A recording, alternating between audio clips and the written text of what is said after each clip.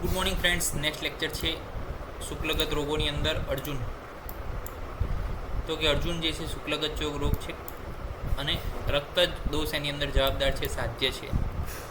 Definition શું છે? એકો યહ સસ રુધિરોપમસ્તુ બિંદુ, એટલે કે એક single red dot resembling to the rabbit બ્લડના જેવું એક સિંગલ જે છે આંખની અંદર જોવા મળે છે. આ રીતનું ડિસ્કલરેશન.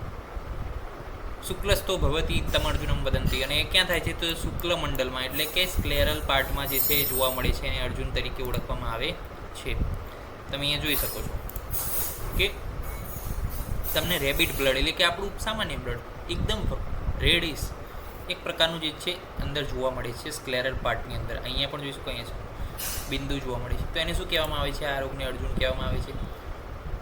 અકોર્ડિંગ ટુ ભાગભટ્ટ નીરજ અને શ્લેષણ છે. ચિકિત્સા શું છે? અશસ્ત્રકૃત વ્યાધિ છે, સર્જરી કરવાની નથી. રક્તભિષણની ચિકિત્સા કરવાની, પિત્તહર ચિકિત્સા કરવાની.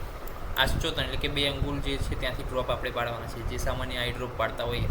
પરિષેક છે, અંજન છે, શર્કરા, દારૂ, એરિદ્રા, એસ્ટુમધુ, સેંધવ, વિક્ષુરસ, તન્ય, આ બધાનું જે છે પેસ્ટ બનાવીને આઈ ડ્રોપ યુઝ કરવાના છે આના. તો એનાથી શું છે? રાહત મળશે. અંજન કરવાનું છે, જે બધી ડ્રગ આપ પર વાત કરીએ જ એને મધ સાથે મિક્સ કરી અને અંજન કરવાનું છે. રસાંજન, કાશિસ, મધ. કાશિસનો બહોળા પ્રમાણમાં ઉપયોગ છે. કાશિસને સ્તન્ય સાથે, કાશિસને મધ સાથે, કાશિસને સેંધવ સાથે એડ કરી એનું અંજન બનાવીને લગાવી શકો. પછી મધને શંખ, ભસ્મ, સમુદ્ર ફેણ, રસાંજન, કાશિસ, એમ દરેકે દરેક અલગ અલગ યુગ છે. મધને આ 4 વસ્તુ ગમે તે એક વસ્તુ સાથે મિક્સ કરી તમે અંજન લગાવી શકો છો. કયા ડિઝીઝની અંદર? તો કે અર્જુનની અંદર. તો અર્જુનની અંદર કાશિસ અને મધનું બહુ જ બહોળા પ્રમાણમાં ઉપયોગ થાય છે. તો અર્જુન એટલે કે સબકન્જક્ટાઇવલ હેમરેજ અને મોડર્ન સાથે સરખાવવામાં આવે છે. ઇકોમેસિસ, બ્લીડિંગ અંડરનીથ ધ કંજક્ટાઇવા, કોઈ ડિઝીઝ નથી, પરંતુ અટેન્શન પેશન્ટનું ખેંચે છે એક બાજુ ઇમિડિયેટલી કે ભાઈ શું થયું મને એમ. Patient think that is emergency but it is most of the time trivial, એટલે કે થોડાક સમય બાદ એ જતું પણ રહે છે. પેથોજેનિસિસ શું છે? તો કંજક્ટાઇવાની અંદર સ્મોલ ફ્રેજાઇલ બ્લડ વેસલ હોય, હવે ઇઝીલી રપ્ચર થઈ શકે છે. એટલે જ્યારે પણ ઇઝીલી રપ્ચર થાય ત્યારે બ્લડ લીક્સ થાય in the space between the conjunctiva and the sclera, અને એ જે બ્લીડિંગ થાય છે એ આપણને શું જોવા મળે? સબ કંજક્ટાઇવલ હેમરેજ તરીકે જોવા મળે અને એક ડોટ સ્વરૂપે જોવા મળે. એની ઇટિયોલોજી શું છે? તો કે લોકલ અથવા રિટ્રોબલ્બલર ટ્રોમા હોય, ઇન્ફ્લામેશન હોય, સડન વેનસ કન્જેક્શન હોય, વૂપિંગ કફ, એપિલેપ્ટિક ફિટ્સ, સ્ટ્રેંગ્યુલેશન. આવા લક્ષણો જે દેખાય ત્યારે પ્રેશર આંખનું શું થાય? વધે, અને પ્રેશર આંખનું વધે ત્યારે શું થાય? હેમરેજમાં જાય પ્રેશર. અથવા કેપિલરી જે છે રપ્ચર થઈ હોય, આ બધી કન્ડિશનની અંદર એથેરોસ્ક્લેરોસિસ, હાઇપરટેન્શન, ડાયાબિટીક મેલેટસ, વાસ્ક્યુલર એનોમલીઝ હોય, બ્લીડિંગ ડિસઓર્ડર હોય, એક્યુટ ઇન્ફેક્શન હોય.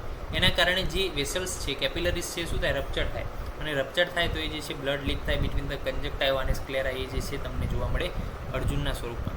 એક્ઝામિનેશનમાં શું છે? તો કે એક look like a flat sheet of homogenous bright red colour with the well defined limit. Okay. Plus in traumatic subconjunctival haemorrhage અને સેરેબ્રલ સ્કલ, એટલે કે ઇન ટ્રોમેટિક સબકન્જક્ટાઇવલ હેમરેજ હોય કે જે ટ્રોમાના કારણે થયું છે, તો post limit is visible when it is due to the local trauma to the eyeball. પરંતુ જો સેરેબ્રલ સ્કલના કારણે જો ટ્રોમા થયો તો post limit is not visible when it is due to the head injury or injury to the orbit. તો post limit એની અંદર જોવા મળશે નહીં. ઓકે. તો આ બંને વસ્તુ આઈએમપી છે. કોર્સ શું છે? તો કે એબ્ઝોર્બ જે છે કમ્પ્લીટલી 7 થી 21 દિવસમાં થઈ જતી હોય છે. ડ્યુરિંગ ઓબ્ઝર્વેશન કલર ચેન્જ થાય from the bright red to orange, અને પછી યલો થઈને પછી નોર્મલ થઈ જાય વ્હાઇટ. સિવિયર કેસમાં પિગમેન્ટેશન રહી જાય છે, તો એના માટે ટ્રીટમેન્ટમાં શું છે? પ્લેસેબો થેરાપી, સાયકોથેરાપી. પહેલાં કોલ્ડ કમ્પ્રેસ ઇનિશિયલમાં, પછી હોટ કમ્પ્રેસ, કારણ કે જે બ્લડ હેલ્પ એબ્ઝોર્બ થવાનું હોય એ થોડું ઘણું બી રહી ગયું હોય તો હોટ કમ્પ્રેસ આપણે લગાવવું પડે.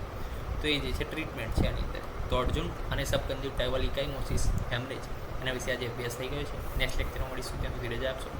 જય હિન્દ, જય ભારત, જય આયુર્વેદ, જય ધન્વંતરી. નમસ્કાર.